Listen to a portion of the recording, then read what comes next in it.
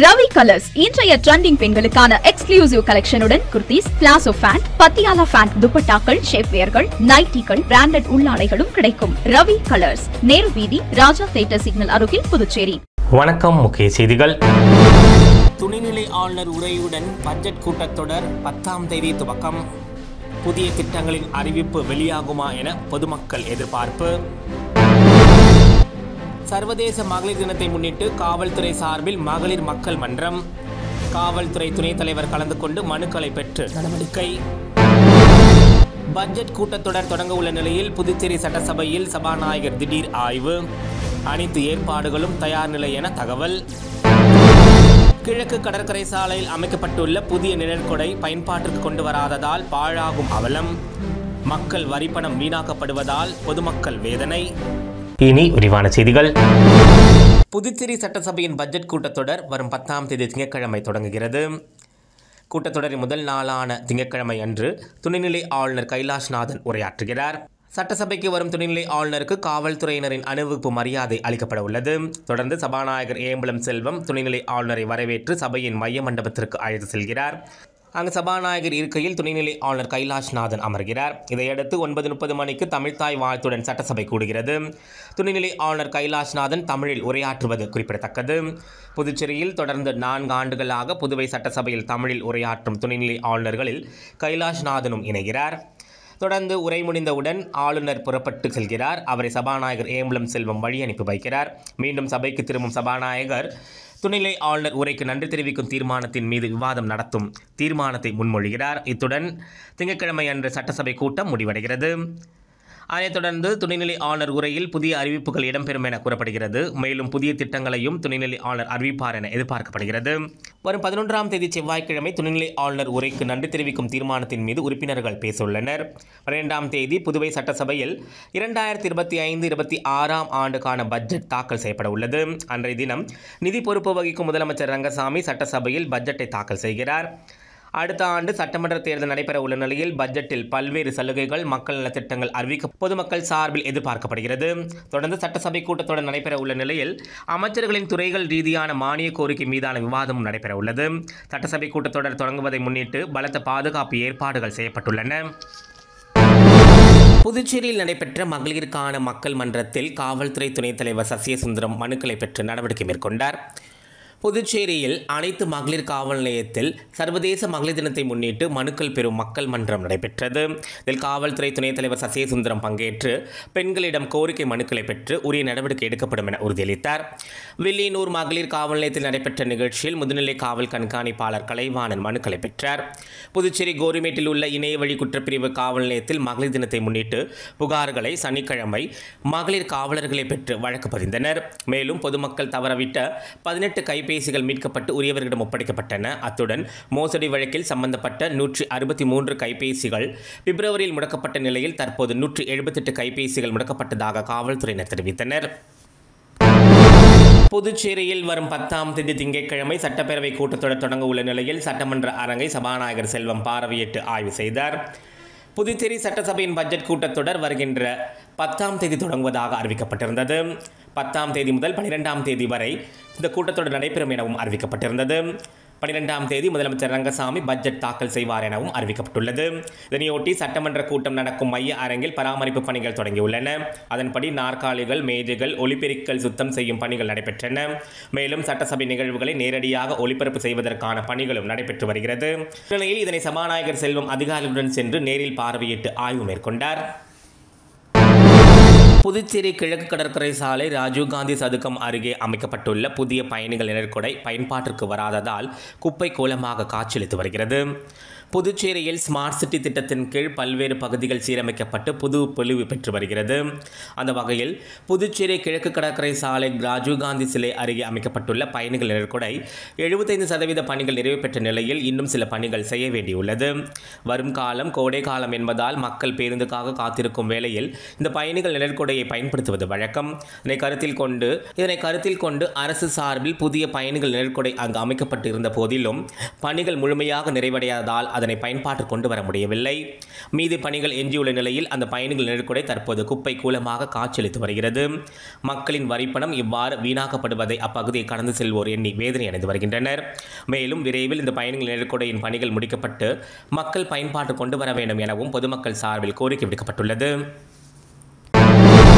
புதுச்சேரி மாநில அண்ணா திராவிட முன்னேற்ற கழக செயலாளர் அன்பழகன் முதலமைச்சர் ரங்கசாமியை அவரது அலுவலகத்தில் நேரில் சந்தித்து கோரிக்கை மனு அளித்தார்.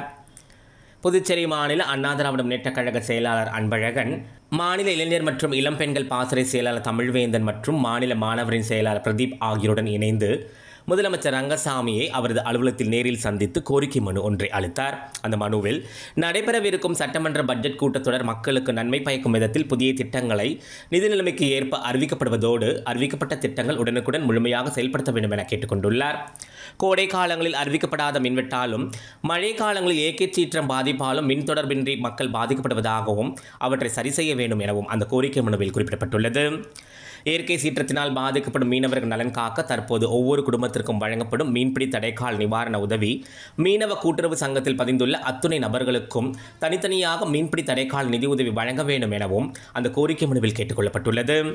பல ஆண்டுகளாக உள்ளாட்சி தேர்தல் நடத்தப்படாமல் உள்ள நிலையில் உள்ளாட்சி துறைகளில் பணிபுரியும் அத்தனை ஊழியர்களுக்கும் உரிய சம்பளத்தை அரசே வழங்க வேண்டும் என்றும், ஆட்டோ ஓட்டுநர்களின் தொழில் நசுக்கும் விதமாக இருசக்கர வாகன மோட்டார் வாகனங்கள் பல்லாயிரக்கணக்கில் ஒரு சிலரால் இயக்கப்படுவதாகவும் அவற்றை தடுக்க வேண்டும் எனவும் அந்த கோரிக்கை மனுவில் குறிப்பிடப்பட்டுள்ளது. புதுச்சேரி மாநிலத்தில் 1964ஆம் ஆண்டுக்கு பிறகு பிறந்து 50 ஆண்டுகளுக்கு மேலாக வசிக்கும் அட்டவணை இனத்தைச் சேர்ந்த மக்களுக்கு உரிய வழிவகை செய்ய வேண்டும் எனவும் அந்த கோரிக்கை மனுவில் கேட்டுக்கொள்ளப்பட்டுள்ளது. கடந்த காங்கிரஸ் திராவிட முன்னேற்ற கழக கூட்டணி ஆட்சியில் பணி நீக்கம் செய்யப்பட்ட பொதுப்பணித்துறை ஊழியர்களுக்கு மாதம் 18,000 ரூபாய் சம்பளத்தில் மீண்டும் பணி வழங்கப்பட வேண்டும் எனவும் அந்த கோரிக்கை மனுவில் அண்ணா திராவிட முன்னேற்ற கழக மாநில செயலாளர் அன்பழகன் கேட்டுக்கொண்டுள்ளார். சர்வதேச மகளிர் தினத்தையொட்டி புதுச்சேரி அரசு சுற்றுலாத்துறை சார்பில் நோனாங்குப்பம் அரசு படகு குழாமில் மகளிர்களுக்கு இலவசமாக படகு சவாரி ஏற்பாடு செய்யப்பட்டிருந்தது. புதுச்சேரி அரசின் பல்வேறு துறைகள் சார்பில் மகளிர் தினத்தை கொண்டாட ஏற்பாடு சிறப்பாக செய்யப்பட்டிருந்தது.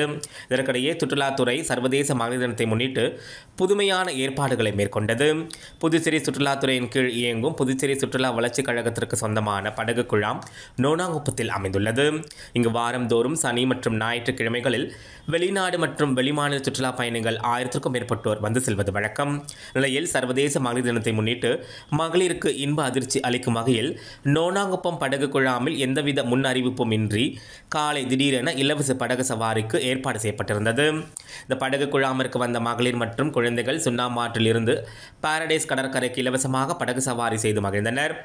பூங்கொத்து கொடுத்து இனிப்புகள் வழங்கி மகளிர் தின வாழ்த்துக்களை தெரிவித்தார். அப்போது பெண்கள் அமைச்சருக்கு நன்றி தெரிவித்ததோடு அவருடன் புகைப்படமும் எடுத்துக்கொண்டனர். வெளியனூர் போக்குவரத்து காவல் நிலையத்தில் மகளிர் தினத்தை முன்னிட்டு மேற்கு போக்குவரத்து காவல் கண்காணிப்பாளர் மோகன்குமார் தலைமையில் மகளிர் மக்கள் மன்றம் நடைபெற்றது. புதுச்சேரி வெளியனூர் போக்குவரத்து காவல் நிலையத்தில் மகளிர் தினத்தை கொண்டாடும் வகையில் மேற்கு போக்குவரத்து காவல் கண்காணிப்பாளர் மோகன்குமார் தலைமையில் நடைபெற்ற மக்கள் மன்றத்தில் மகளிருக்கு முக்கியத்துவம் கொடுப்பதன் அடிப்படையில் மகளிர் மக்கள் மன்றம் நடைபெற்றது.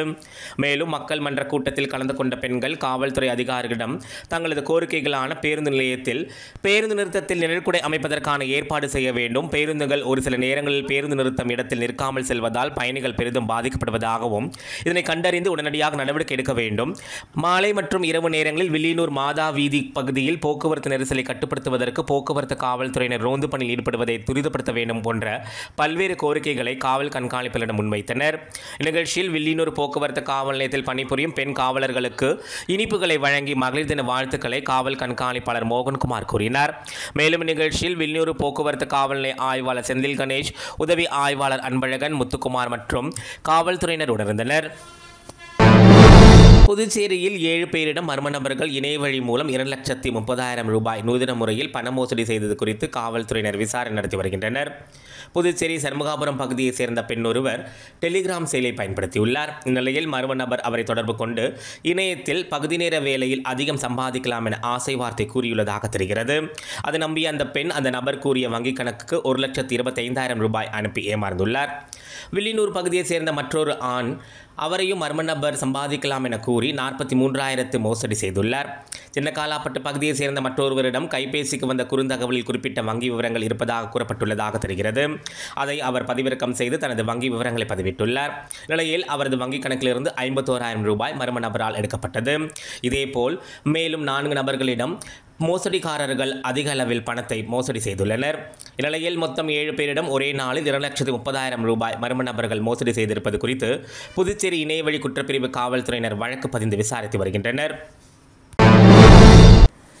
சர்வதேச மகளிர் தினத்தை முன்னிட்டு புதுச்சேரி அரசு ஊழியர் சங்கங்களின் சம்மேளன பெண்கள் ஒருங்கிணைப்பு குழு சார்பில் மாபெரும் பேரணி நடைபெற்றது. புதுச்சேரியில் சர்வதேச மகளிர் தினத்தை முன்னிட்டு பல்வேறு மகளிர் அமைப்புகள் சார்பில் மகளிர் தினம் சிறப்பாக கொண்டாடப்பட்டது. அந்த வகையில் புதுச்சேரி அரசு ஊழியர் சங்கங்களின் சம்மேளன பெண்கள் ஒருங்கிணைப்பு குழு சார்பில் மாபெரும் பேரணி மற்றும் சிறப்பு கருத்தரங்கத்திற்கு ஏற்பாடு செய்யப்பட்டிருந்தது. பெண்களுக்கு எதிரான உடல் ரீதியான, மன ரீதியான மற்றும் பொருளாதார ரீதியான தாக்குதல் குறித்து விழிப்புணர்வை ஏற்படுத்தும் விதமாக இந்த மாபெரும் பேரணிக்கு ஏற்பாடு செய்யப்பட்டிருந்தது.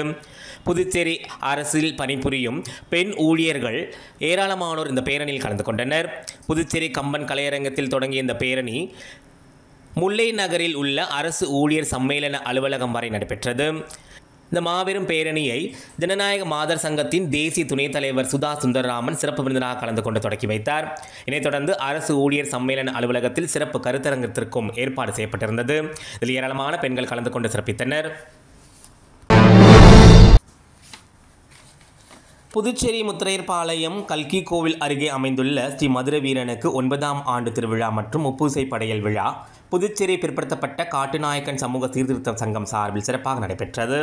இதில் இந்திரா நகர் சட்டமன்ற உறுப்பினரும் அரசு கொறடாவுமான AKD ஆறுமுகம், புதுச்சேரி ஆதிராவிட நலம் மற்றும் பழங்குடி நலத்துறை இயக்குனர் இளங்கோவன், புதுச்சேரி மாநில பழங்குடி மக்கள் கூட்டமைப்பு மாநில தலைவர் டாக்டர் ராம்குமார், புதுச்சேரி சமூக நீதி பேரவைத் தலைவர் தனராமன், சட்ட ஆலோசகர் கார்த்திகன் உள்ளிட்டோர் கலந்து கொண்டு சிறப்பித்தனர். புதுச்சேரியில் உள்ள பழங்குடி காட்டுநாயக்கன் சமுதாய மக்கள் ஏராளமானோர் குலதெய்வமான ஸ்ரீ மதுரை வீரனுக்கு அவர்களின் குல வழக்கப்படி முப்படை பூஜை செய்து கலாச்சார நடனங்களும் நிகழ்த்தினர். இந்நிகழ்ச்சிக்கான ஏற்பாடுகளை புதுச்சேரி பிற்படுத்தப்பட்ட காட்டுநாயக்கன் சமூக சீர்திருத்த சங்க தலைவர் சுரேஷ் தலைமையிலும் முதன்மை செயலாளர் செல்வம், கௌரவ தலைவர்கள் சுப்புராயலு, கலியமூர்த்தி உள்ளிட்டோர் சிறப்பாக செய்திருந்தனர். இவ்விழாவில் 1000க்கும் மேற்பட்ட பழங்குடியின மக்கள் கலந்து கொண்டனர். அனைவருக்கும் அன்னதானம் வழங்கப்பட்டது.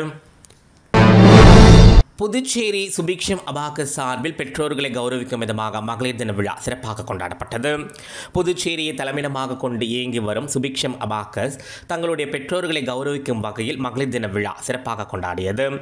லாஸ்பேட்டை குறிஞ்சி நகர் பகுதியில் உள்ள சமுதாய நலக்கூடத்தில் நடைபெற்ற இந்த விழாவில் 300க்கும் மேற்பட்ட மகளிர் கலந்து கொண்டு தங்களின் தனித்திறமைகளை வெளிப்படுத்தினர். விழாவில் 10க்கும் மேற்பட்ட போட்டிகளை நடத்தி ஏற்பாடு செய்யப்பட்டிருந்தது. இதில் முன்னாள் சட்டமன்ற உறுப்பினர் சாமிநாதன் சிறப்பு விருந்தினராக கலந்து கொண்டு சிறப்புரையாற்றினார். மேலும் வெற்றி பெற்றவர்களுக்கு பரிசுகளை வழங்கி கௌரவித்தார். இதில் சுபிக்ஷம் அபாகஸில் பயிலும் மாணவர்களின் பெற்றோர்கள் ஏராளமானோர் கலந்து கொண்டு தங்களது திறமைகளை வெளிப்படுத்தியது குறிப்பிடத்தக்கது. சர்வதேச மகளிர் தின விழாவையொட்டி ராஜ்பவன் தொகுதியில் விக்னேஷ் கண்ணன் வீடு வீடாக சென்று இனிப்புகள் வழங்கி மகளிர் தின வாழ்த்துக்கள் தெரிவித்தார். சர்வதேச மகளிர் தினத்தையொட்டி ராஜ்பவன் தொகுதியில் உள்ள மகளிர்களுக்கு விக்னேஷ் கண்ணன் இனிப்புகள் வழங்கி வாழ்த்து தெரிவித்தார்.